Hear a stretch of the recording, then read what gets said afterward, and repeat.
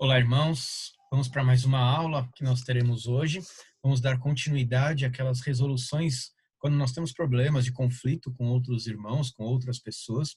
E hoje nós vamos ver justamente a questão que talvez seja mais complicada para nós abordarmos. Nós vimos que existem tipos de conflitos. Há conflitos em que não envolvem pecados. Há conflito que envolve simplesmente uma forma de ver o mundo. Então, eu fui educado, por exemplo, de uma determinada maneira, meu a pessoa ou os outros, as pessoas ao nosso redor, ao meu redor, foram educadas de outra maneira, e então muitas vezes surge conflitos por questões de educação, por questões de conhecimento, de compreensão do mundo. Isso é um tipo de conflito. O outro conflito, o conflito que eu considero mais grave, é aquele conflito em que nós pecamos contra Deus.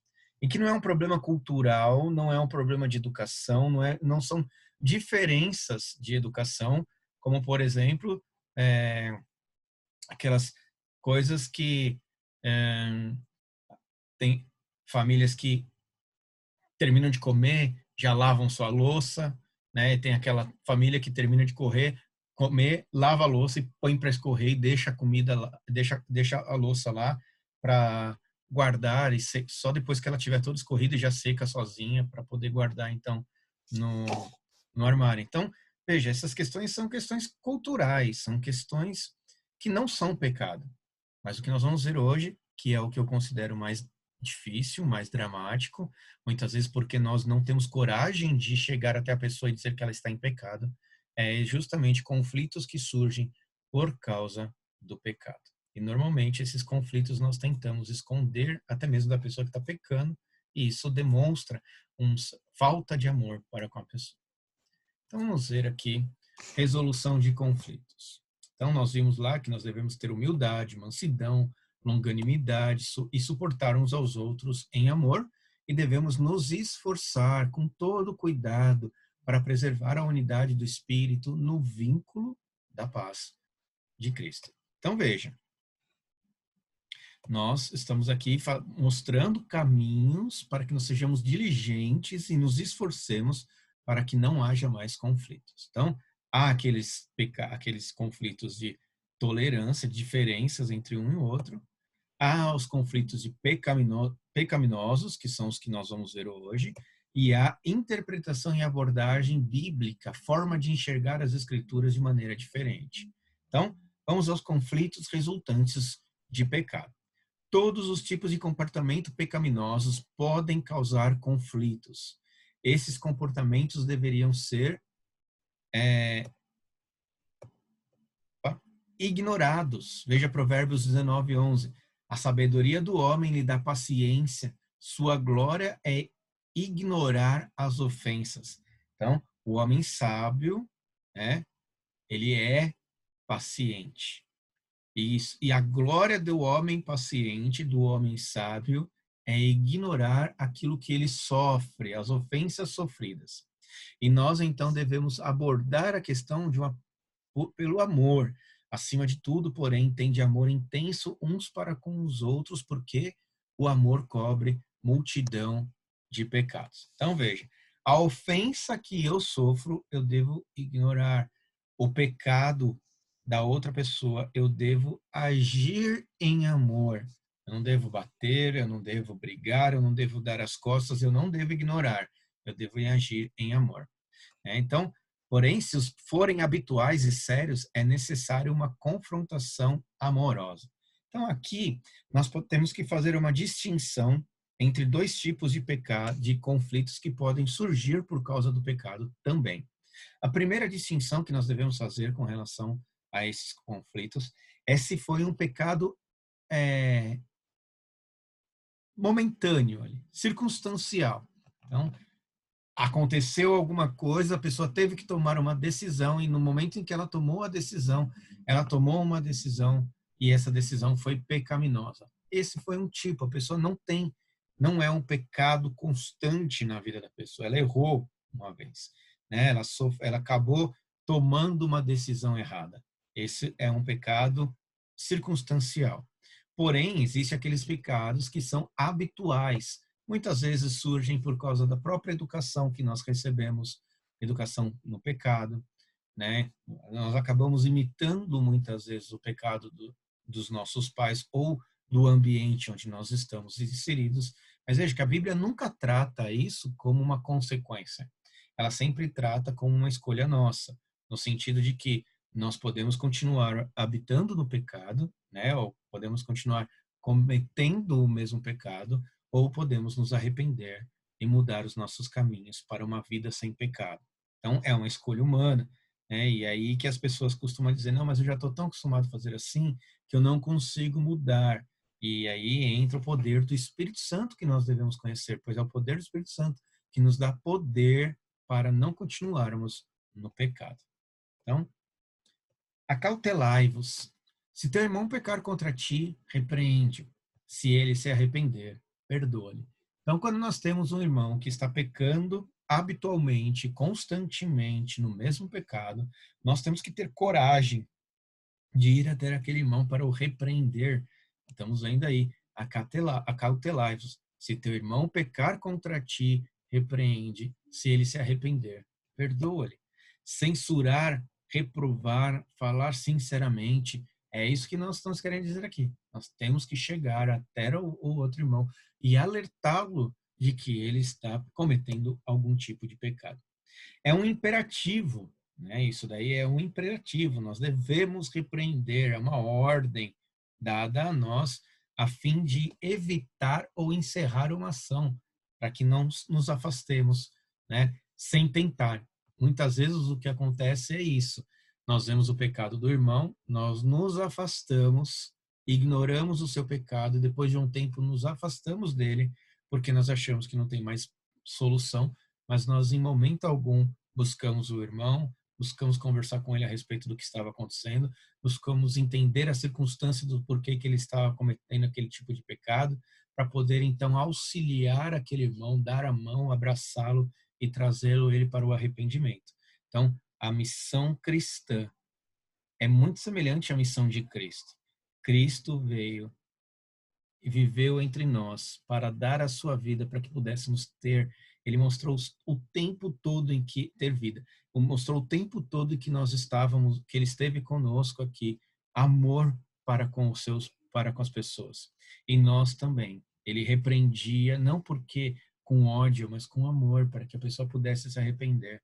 Até mesmo os fariseus eram instruídos, né, ensinados, repreendidos justamente para que pudessem se arrepender. Pedro, né, nós temos aquela imagem clássica de Pedro quando vai tentar impedir Jesus Cristo de ir até a cruz, né? E Jesus diz para ele: "Arreda-te, Satanás". Então você vê uma repreensão gravíssima, ali, séria de Jesus Cristo com relação a Pedro, porque Pedro estava pecando, Pedro estava cogitando das coisas do homem, não das coisas de Deus. E aí vem, o alvo é concedermos sempre. O alvo é conceder perdão, certo? Então, Gálatas 6:1 diz: Irmãos, se alguém for surpreendido em alguma falta, vós que sois espirituais, corrige-o com espírito de brandura e guarda-te, para que não seja também tentado. Então, nós devemos fazer com que seja útil novamente. Aí, o propósito é chegar até o irmão, até a pessoa que está em pecado, porque o pecado afasta ela de Deus. E o propósito da exortação é justamente trazer esta pessoa para próximo de Deus novamente. Então, o pecado habitual de natureza momentânea. Então, nós temos aí dois tipos de pecados, como eu falei, né? Aquele pecado que é um hábito e aquele pecado que é de natureza momentânea. Seja qual for, nós devemos chegar. É claro que aquele que é momentâneo, nós devemos entender mais a situação. Às vezes foi uma coisa muito pontual, mas há o pecado habitual ali, que é muito mais perigoso. A pessoa, às vezes, muitas vezes não percebe que está naquele pecado.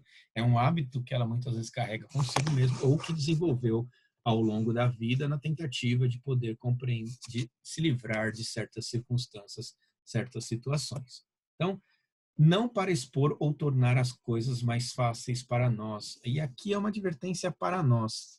Porque muitas vezes nós queremos corrigir as pessoas porque elas estão fazendo algum mal para nós. Elas estão fazendo porque está causando algum tipo de prejuízo a nós. E nós não queremos sofrer esse tipo de prejuízo. Nós não queremos, né? Então, aquela mulher que briga o tempo todo com o marido porque deixa a, a toalha em cima da cama, né? Aquilo não é um pecado. Muitas vezes é mais fácil ir lá pegar a toalha e guardar. Não estou querendo me justificar para que faça isso, né? Mas o que eu estou querendo dizer é que, veja, nosso objetivo é trazer aquela pessoa à presença de Deus. Esse é um pecado grave. Pecado de verdade afasta a pessoa de Deus. As outras coisas que não afastam a pessoa de Deus, toalha em cima da cama, não põe o prato na pia para lavar, né? Ou outras coisas. Eu estou jogando coisas bem simples aqui, mas para mostrar para os irmãos de que ah, é difícil, irmãos, é complicado vermos o pecado do outro irmão e deixá-lo no pecado. Aquilo vai afastá-lo de Deus, aquilo vai jogar ele num ambiente totalmente distante do Senhor. A culpa vai esmagar aquela pessoa e nós precisamos exortar, né, para que essa pessoa tenha paz com Deus e não para que nós tenhamos paz. Então, por isso, a exortação não é para expor ou tornar as coisas mais fáceis para nós. A exortação é para que aquela pessoa se livre da culpa, se livre do pecado e tenha uma vida de comunhão com o Senhor. Então é muito mais sério a exortação do que coisas banais que nós muitas vezes podemos ignorar. Mas muitas vezes é muito mais fácil, quando a gente vai aconselhar casais, nós vemos que há uma cobrança exagerada, muitas vezes, por questões pequenas, até mesmo muitos divórcios são por questões pequenas e quase nada, pouco ou quase nada ou nada é feito com relação ao pecado uns dos outros. Então, é algo que nós devemos prestar muita atenção. Nós devemos restaurar o irmão que está em pecado, porque isso o afasta de Deus, isso o esmaga na culpa, isso traz consequências terríveis para a sua vida. Então, o alvo é restaurar o irmão em pecado, visando o seu bem. Nós devemos também lembrar que isso se faz em mansidão, não é com gritaria, não é com ira, não é com dureza, né? É uma coisa que se faz com mansidão, se conversa com a pessoa, dialoga-se com ela, né? Procura argumentar muitas vezes, que nem Natan foi muito inteligente ao abordar o pecado de Davi. Ele primeiro colocou Davi numa situação de juiz, para que depois ele pudesse enxergar o pecado dele como sendo o julgado. Então, você vê que muitas vezes você tem que procurar a forma de falar. Então, acalme-se, ore pelo irmão, ore pela sua vida pedindo direção a Deus, ore pedindo um momento que seja mais oportuno para você falar, ore pedindo a forma certa, as palavras certas para poder exortar, né? Então, para que você seja um instrumento nas mãos de Deus para trazer aquela pessoa, restaurar aquele irmão que está no pecado. Então, ganhe seu irmão. Entre em conflito. Não adianta você fugir se você sabe que seu irmão está em pecado, se você sabe que a outra pessoa está em pecado e aquilo vai fazer mal para ela, porque vai afastar ela do Senhor, e é isso que o pecado faz. Vá, entre nesse conflito, ganhe seu irmão. Muitas vezes a gente acha que está tudo bem quando não tem conflito, mas há conflitos que são necessários, porque senão não há resgate do pecado, há uma entrega à condenação. Por isso que Mateus, Jesus diz, se teu irmão pecar contra ti, vai arguí-lo entre ti e ele só, se ele te ouvir, ganhaste a teu irmão. Vá. Então veja, o primeiro passo é dado, às vezes a pessoa fala assim, eu vou perdoar a pessoa se ele vier pedir perdão, mas veja, o primeiro passo é dado pela pessoa ofendida. É ela que vai lá e afirma, que mostra, que esclarece. E aqui eu falo ofendida, não só no sentido de que o pecado que ele que cometeu que a pessoa cometeu contra Deus afetou a sua vida, mas principalmente quando você vê o pecado. Todos nós devemos nos sentir ofendidos com a ação do pecado. Então nós devemos ir até aquela pessoa para exortá-lo com relação a isso. Então não é porque a pessoa, o que ela fez mal para mim, que eu tenho que esperar ela vir. Não. O primeiro passo é dado pela pessoa ofendida. Veja, Quando Adão pecou, quem foi que deu o primeiro passo de ir até Adão? Depois que a humanidade estava totalmente distante, quem deu o primeiro passo para se encontrar com Noé? Quando novamente o mundo estava distante do Senhor, quem deu o primeiro passo a se encontrar com Abraão? Quem deu o primeiro passo para se encontrar com Moisés? Sempre foi Deus. E nós entendemos então que assim como nós ofendíamos a Deus e Deus deu o primeiro passo para nos resgatar, nós, como imagem e semelhança de Cristo, Deus encarnado, nós devemos também dar o primeiro passo para resgatar a pessoa que está no pecado. Arguí-lo, ou, né, nós devemos arguí-lo, nós devemos ir à frente, né? Devemos pedir para que ele dê evidências de seu arrependimento. Então, fundamentar e provar a acusação. Eu vou lá, mostro, né, o que estou fazendo, mostro por que você está acusando, demonstro, né, claramente, ó, porque você fez isso é pecado, né? Então, veja, você convida a pessoa ao arrependimento. Então, você fundamenta tudo aquilo que você está falando contra a pessoa para que ela possa ver diante da palavra de Deus que ela realmente pecou contra o Senhor. Então, o alvo, mais uma vez, como eu disse, é ganhar ou conquistar um irmão. Então, quem convence do pecado é o Espírito Santo e as Escrituras, não somos nós. É o Espírito Santo que convence do pecado, o coração, que vai converter o coração da pessoa a Deus. Não somos nós. E às vezes a gente fica martelando. Não, o propósito é você ir lá, sentar, mostrar para a pessoa que ela está em pecado. Se ela recusar, não adianta você gritar, não adianta você forçar. O próximo passo é a oração, se a pessoa não aceita, pois somente o Espírito Santo pode converter o coração daquela pessoa do erro, né? Então, veja Mateus novamente. Se teu irmão pecar contra ti, vai arguí-lo entre ti e ele só. Se ele te ouvir, ganhaste a teu irmão. Toda a escritura é inspirada por Deus e útil para o ensino, para a repreensão, para a correção, para a educação na justiça. Porque é pela palavra que nós vamos então convencer aquela pessoa de que ela está contra o Senhor. Tudo deve ser feito com paciência e deve ser por isso que precisa da palavra, porque é por meio das doutrinas, é por meio daquilo que está estabelecido na palavra de Deus, nunca pelo que eu acho como esse mundo deve funcionar, como eu acho que as coisas devem ser.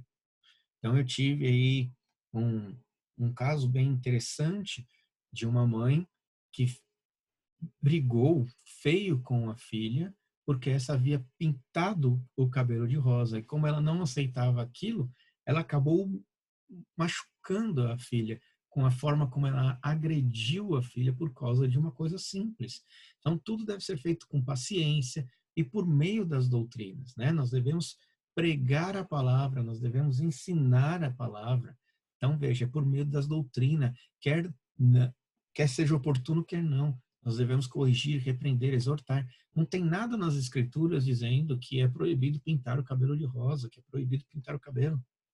E aí nós acabamos colocando um pecado que não existe sobre a pessoa, trazendo dificuldades muitas vezes, trazendo dor muitas vezes, tristezas muitas vezes, e entristecendo até mesmo Deus, porque você está cobrando a pessoa de algo que ele mesmo não considera aquilo um pecado.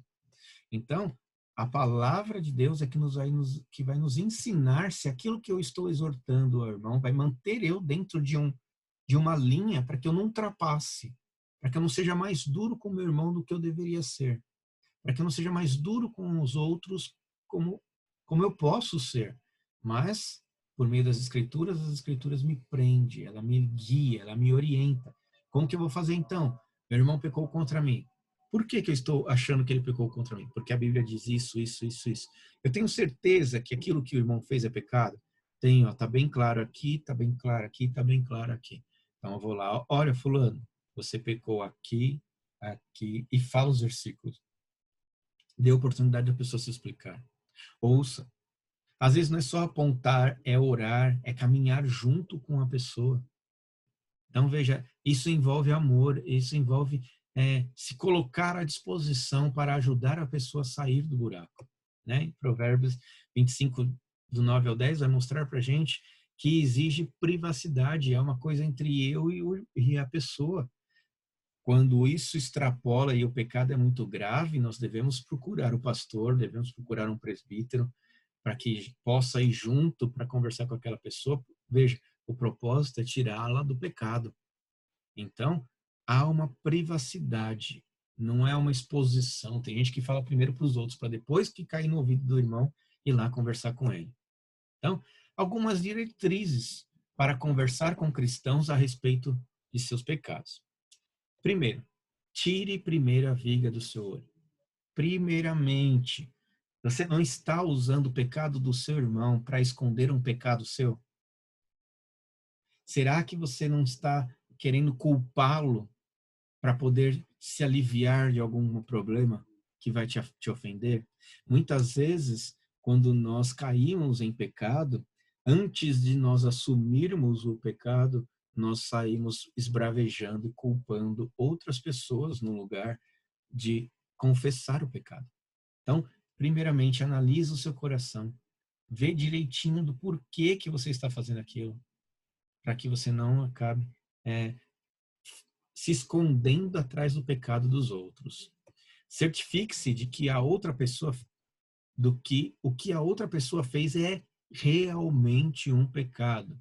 Veja, você tem que estar fundamentado nas escrituras para falar que aquilo é pecado. Cabelo pintado não é pecado. Entende? Não adianta você gritar, esbravejar, por mais que você não goste, é o gosto da outra pessoa. Acabou. Então, certifique-se de que o que a outra pessoa fez é realmente um pecado. Examine os seus motivos. Veja se você não está sendo manipulador. Veja se isso daí não está sendo para tornar a sua vida mais fácil. Veja se isso daí não está sendo simplesmente porque você gosta que as coisas sejam de tal maneira. Examine os seus motivos. Use a terminologia bíblica quando estiver falando a outros a respeito do pecado que cometerem. Use a Bíblia. Abra as escrituras e mostre para a pessoa, olha aqui, você fez isso, isso, isso. O que esse versículo diz? Eu não estou aqui só para te acusar, mas para a gente refletir. Se isso for pecado, para a gente orar juntos. Vamos mostrar, vamos caminhar em amor. Escolha o momento certo, ore pedindo esse momento certo. Deus vai dar, você vai perceber. Não haja por impulso, porque aquilo tem que acabar. Pede orientação de Deus para que no momento certo você possa falar. É igual você querer ir lá discutir com o bêbado. O bêbado não vai ouvir você. O que é melhor? Você esperar aquele período passar, a bebedeira passar, para que no momento em que a pessoa esteja sóbria, você possa sentar com aquela pessoa e ter uma conversa franca, sincera, verdadeira e amorosa. Então, escolha o momento certo. Escolha as palavras certas, né? Não é atacando, não é humilhando, mas escolha as palavras certas. E certifique-se de manter um espírito manso durante toda a discussão. Mantenha um espírito manso durante toda a discussão. Às vezes a outra pessoa vai te convidar para a briga, né? Vai querer fazer com que você perca a cabeça. Nesses momentos é momentos de se calar e se manter em oração até que o coração se acalme e volte então a falar em espírito de mansidão, para que Deus possa abençoar todo o seu diálogo. Então é isso, irmãos. Essas são algumas diretrizes que nós devemos seguir, né? E nós não devemos buscar convencer o irmão num espírito de vingança, né? Porque a pessoa fez alguma coisa, você vai lá brigando, irado, né? Condenando Deus e o mundo por causa disso. Não. Então, por isso que as escrituras nos ensinam: não te vingarás, nem guardarás ira contra os filhos do teu povo, mas amarás o teu próximo como a ti mesmo. Eu sou o Senhor. É Ele que está dizendo, e ponto final. Então é isso que nós devemos aprender a resolver esses conflitos. E, irmãos, isso não é fácil. É um exercício diário, é um exercício constante. Cada pessoa é uma pessoa, cada circunstância é uma circunstância. Cada coisa que vai aparecer vem de uma maneira diferente. Então acalme-se, ore, busque o Senhor e haja em espírito de mansidão e com profundo amor pela outra pessoa. Que Deus abençoe esses momentos, porque somente na presença de Deus, somente por meio do Espírito Santo, é que podemos ser bem-sucedidos, porque acusar o pecado é difícil, mas o Espírito Santo vai tocar no coração daquela outra pessoa, convencê-la do seu pecado, e você vai ser um instrumento para ajudá-lo, esse irmão, a sair da situação em que se encontra. Que Deus possa abençoar o seu ministério, sua vida, como um instrumento de Deus em suas mãos para auxiliar os outros a saírem do pecado. Que Deus os abençoe e uma ótima semana na presença do Senhor.